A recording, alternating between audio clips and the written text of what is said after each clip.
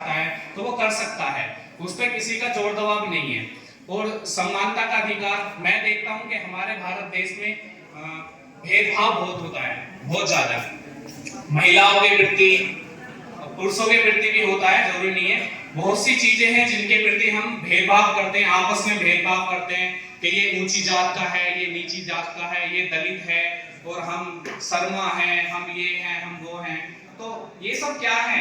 ये सब कुछ नहीं है, सिर्फ एक चीज है, हम सब लोग मानव हैं, है नहीं? महिलाएं हैं, पुरुष हैं, हम सब क्या हैं? मानव हैं।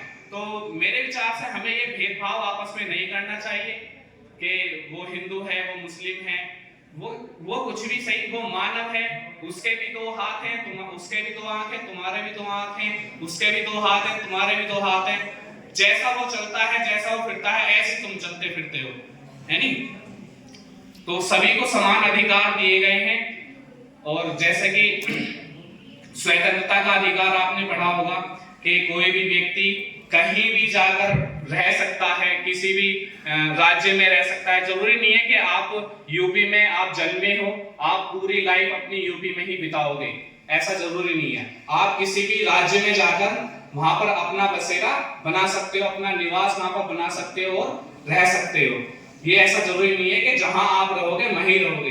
ये आपके ऊपर बात है कि यदि आप मेहनत करोगे, पढ़ाई करोगे, तो आप कहीं दूर से दूर कहीं भी जा सकते हैं, दूसरे विदेशों में जा सकते हैं, देशों में जा सकते हैं, कहीं भी जा सकते हैं, यदि आप कुछ आगे बढ़ना चाहते हो, आगे कुछ करना चाहते हो। और शिक्षा का अधिकार मिलता है, मौलिक अधिकार में शिक्षा का अधिकार है कि हर मनुष्य को शिक्षा का अधिकार दिया गया है।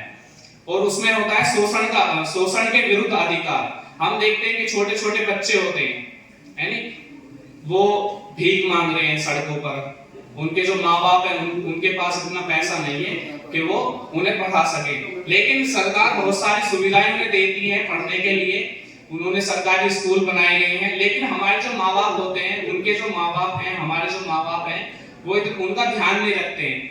ये सोचते कि हाँ हमारे बच्चे को इतना, क्योंकि उन्हें जानकारी नहीं है इस चीज के बारे में। हम लोग जानकारी है, हम लोग जानकारी रखते हैं उन अधिकारों के बारे में। हमें उन्हें बताना चाहिए, उनके माँ बाप को बताना चाहिए कि आपको इस बच्चे को स्कूल भेजना चाहिए, आपके पास शिक्षा का अधिकार है, इस बच्चे के पास शिक्षा का अधिकार है।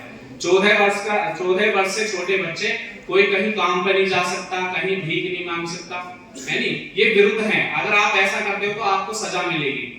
इसके बारे में बहुत सारी चीजें दी गई हैं, तो हमें उनके बारे में जानना चाहिए। मैं खुद ऐसा करता हूँ, कहीं कहीं मुझे छोटे छोटे बच्चे जहाँ पे दिखते हैं, मैं जैसे बस में कहीं जा रहा हूँ, छोटे छोटे बच्चे भीख मांगना आते हैं, ये है वो है, तो मुझे बहुत मतलब गिल्टी फील होता है कि हमारा एक देश है और ये छोटे छोटे बच्चे ये मतलब भीख मांग रहे हैं, उनके माँ बाप को इतनी जानकारी नहीं है कि हाँ इन्हें पढ़ाया लिखाया जाए।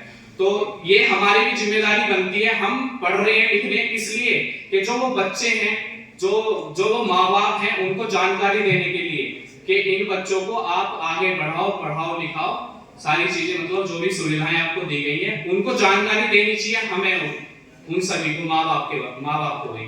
तो अगर हम ऐसा करेंगे तो हमारा जो देश है, भारत देश है, वो आगे बढ़ेगा। आप देख रहे हैं कि हर देश, अमेरिका, रूस आगे बढ़ते जा रहे हैं। किस वजह से? पढ़ाई की वजह से। पढ़ाई के कारण वो सारे देश आगे बढ़ रहे हैं और हमारा जो देश है वो थोड़ा पीछे है। तो यदि हम पढ़ाई के स्तर को अपने को बढ़ाएंगे, पूरे समाज में ये छुआछूत, भेदभाव, ये सब चीजें खत्म करेंगे, तो हमारा देश काफी आगे बढ़ेगा। और जो और देश हैं, अमेरिका, रूस, जापान, चीन, उनकी तरह भी, उनसे आगे भी हमारा देश जा सकता है यदि हम प्रयास करेंगे। तो धन्यवाद सभी का।